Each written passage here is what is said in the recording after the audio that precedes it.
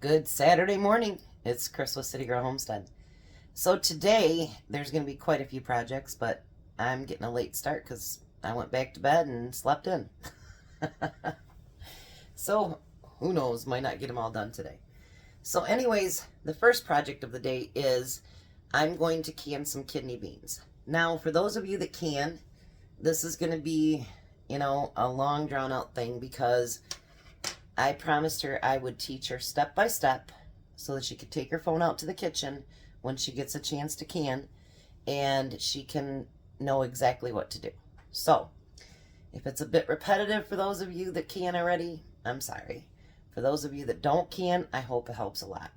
So the first thing we're going to do is I'm going to pull you down here and put you over there. Look at all that. All right, now this is how I do my beans. When I get them cleaned up and whatever, then I dry them out and I put them in a bag and I seal them so that they'll last like forever. So I'm going to open those up. I do not do the pre-soak method. I do not pre-cook them, nothing. They'll all do it while they're in the jar. And the beans turn out amazing. Actually, I've never cooked a bean on the stove. Actually, until I started preserving, I never cooked a bean at all. So I guess that'll tell you. All right, so hopefully I have enough for 7. If not, we'll do whatever I got. So now, what I'm going to do is I'm going to do what I call a scant cup. So for if you're doing pints, it'd be a half a cup. If you're doing quarts, it's a full cup. But if you notice, it's not all the way to the rim because the beans do expand while they're in there. So you want a scant cup. And some beans expand more than others.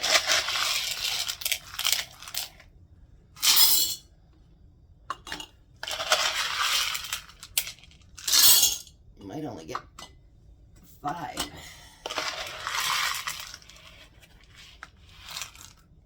I have more downstairs, but I'm not going to run down and get them. So, we're going to do 5 quarts. That works.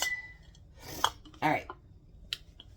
So, the next step is you obviously need to be able to have water for them to expand into. Let me get my... And the next step after this you don't have to do, but I'm going to do because... you never know what you're canning, and you want to be able to have this step in mind. So we're going to fill it up. I do just below the 1 inch. I mean just below it. Alright. And I'll need to get more water. But I'll show you with the 1. So now I'm going to add, I don't like a lot of salt in my beans. So I'm going to add a 1/4 teaspoon of salt in each one of them. You don't have to add any salt, and you can add more if you want. That's upon your taste. Alright, so I'm going to do this one and show you step by step what I'm doing, and then you can, there we go. Might be better if I got you down there, huh? Alright, so even though you don't have to really, because it's just water and beans, I always say debubble. So I'm going to debubble that.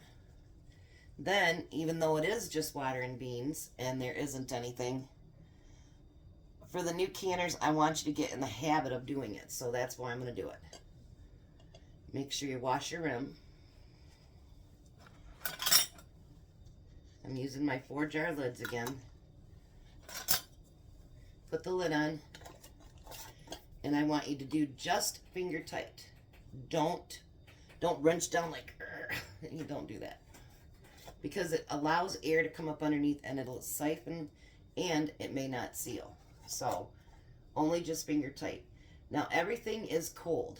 So my beans are cold. My canner is cold. My jars are cold. My lids are cold. So unless you're pre-cooking them or something, everything is cold, cold, and cold. So I'm going to fill these up. I'm going to put them in my pressure canner. Now for quarts, it is 90 minutes, just like meat time. If it's pints, it's 75 minutes. So when I get them all loaded and I get them in the canner and put the top in, I will come back and show you just like I did last night with the broth. So I'll be back. Okay, so I forgot to come back. Me and Jack got busy doing something, but you put the lid back on your canner once you filled it, and then you're going to work it up to high. And then what we're waiting for now is the steam to start coming through the vent hole. Once that happens, we're going to let our steam constant for 10 minutes, and then I'll be back. Alright, so now the next step, it's been venting out for 10 minutes. So now the next step is I use 10 pounds of pressure here in this state. So I'm going to put the 10 pounds on there. And I need to wait it to come up to pressure, and then she's going to start jiggling. As soon as she starts jiggling, I'll bring you back. Okay, so now she's at a jiggle. So I'm going to reduce my heat. And what we want her to do, like on mine I know it's just below medium. We want her to stop for a minute.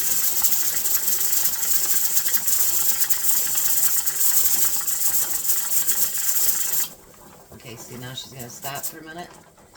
And then we want her to start right back up. She'll jiggle for a few and then stop. And then she's getting ready to jiggle and then stop.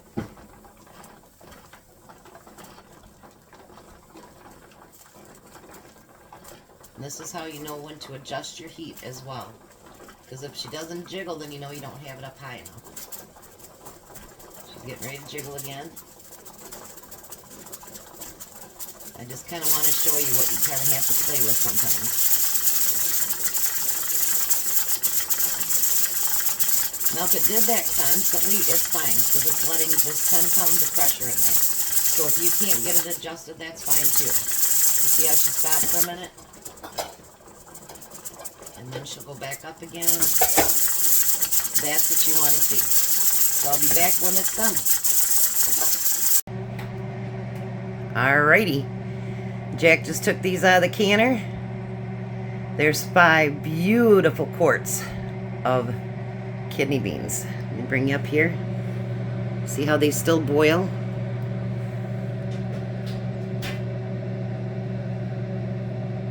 They're amazing.